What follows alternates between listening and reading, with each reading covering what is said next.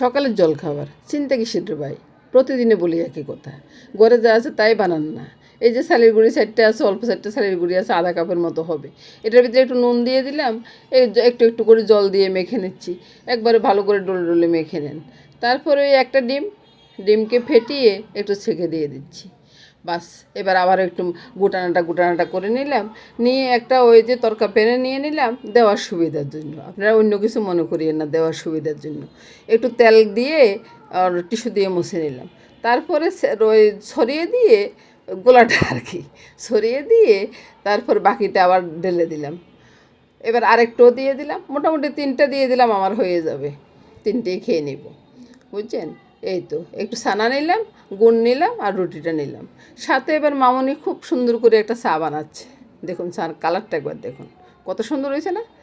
খুব সুন্দর হয়েছে চাটা। শুভ সকাল বন্ধুরা।